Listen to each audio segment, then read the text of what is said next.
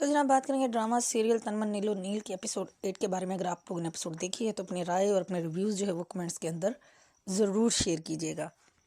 तो जनाब जैसे एपिसोड स्टार्ट होती है तो जो राबी होती है वो सोनू को बता देती है कि इस तरह से जो उसने घर पे उसकी बात जो है वो कर ली है।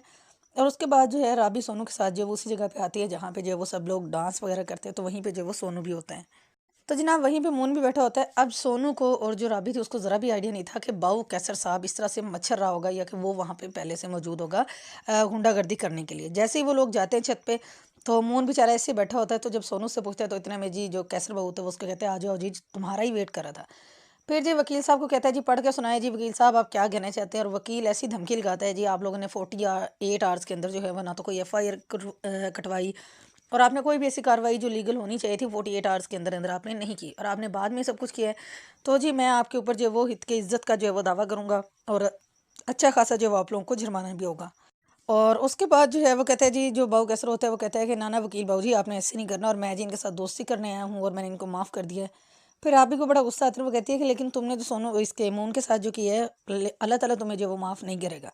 खैर उनको डराने और धमकाने के बाद और फिर वो क्या करता है, जो सबसे चीप हरकत थी वो ये कि उसने कॉल की राव काशिफ को और बताया जी कि पहले वो इनको बता रहा था मून को और सोनू को कि जी उसकी सुलह होगी। और जैसे उसने कॉल की राव काशिफ को और फिर उसने जो है मून का नाम लिया तो जी राव काशिफ साहब ने उसको नचनिया कह के जो है फ़ोन बंद कर दिया।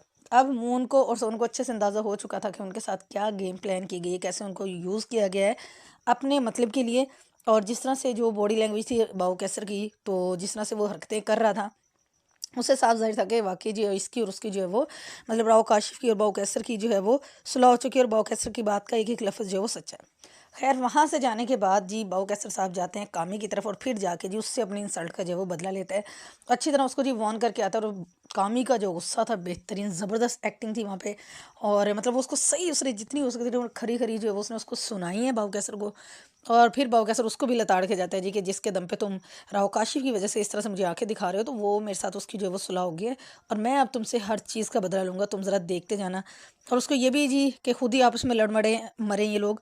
उसको कह दिया कि भई राबी और सोनू के पीछे जो है मैं खड़ा हूँ, तो उसकी शादी उसकी बारात मेरे घर से निकलेगी और तुम देखना तुम्हारी आँखों के सामने मैं तुम मतलब करता क्या हूँ, तुम्हारा क्या हाल होगा, अब तुम ये ज़रा चेक करना।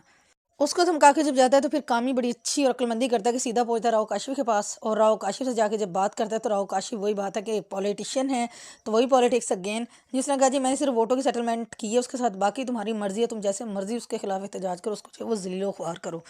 तो खैर कामी को किसी हद तक जो है वो उसकी बात पर जो है वो यकीन आ गया। उसके बाद जो है वो कामी जो होता है वो अपने अब्बा से और सॉरी अपनी अम्मा से पूछता है जी कि जो नबी सल्लल्लाहु अलैहि वसल्लम के दौर में जो है वो मुनाफिकों के सरदार का क्या नाम था। फिर उसकी अम्मा को तो पता नहीं होता तो उसका अब्बा आगे जी बताता है। और फिर जी कामी वहाँ पे भी आग लगाने की कोशिश करता है जी कि आपके भाई जो है वो इस दौर में जो है वो आपका भाई जो है वो मुनाफिक है सबसे बड़ा। एक तरफ आपसे मेरी और राबी की बात कर दी, दूसरी तरफ जी राबी की कहीं पे और पे जो है वो और जगह पे जी वो राज़ी हो गई शादी करने के लिए। और जी राबी ने मुझे ये सब कुछ बताया कि मेरे अब्बा ने मुझे खुली इजाज़त दे दी कि मैं जहाँ चाहूँ जो है वो शादी कर सकती हूँ। अब ताया जी जो थे वो परेशान थे और फिर रहे थे जी राबी का वेट करते हुए कि राबी आए तो उससे बात हो। उसके बाद राबी की अम्मा राबी को कॉल करती है और उसको कहती है जी तुम्हारा ताया जो है बड़े गुस्से में फिर रहा है, तो तुम जो है वो घर में मतलब घर जल्दी आ जाओ। खैर राबी जो है वो लेट नाइट आती है अपने घर पे, लेकिन उसका जो ताया है वो उसको कोई इंसल्ट नहीं करता, कोई बदतमीजी, बस उससे ये पूछता है कहाँ थी। राबी झूठ बोलती है जी कि वो यहीं मोहल्ले में थी और उसके बाद जो वो अपने अंदर जो है वो कमरे में चली जाती है।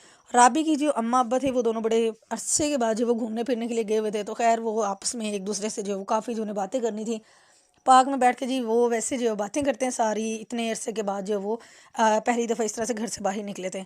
और जनाब उसके बाद जब वो लोग वापस आते हैं तो जो राबी का अब्बा होता है वो राबी के ताए के पास जाता है और उसको जो है वो सारी बताते हैं जी कि उसने जो है वो राबी की शादी कहीं और तय कर दी है। तो खैर ताया जो कि बिल्कुल कूल एंड काम नेचर का बंदा है, बिल्कुल ठीक ठीक बंदा है, तो वो उसको ये कहता है कि कोई बात नहीं जो अल्लाह ताला की मर्ज़ी है। मतलब इतना बेहतरीन बंदा है कि उसने कोई प्रेशराइज़ नहीं किया, कोई कुछ नहीं, उसने पहले ही कहा था कि जी राबी की जहाँ पे मर्ज़ी होगी वहीं पे जाके जो उसकी शादी होगी।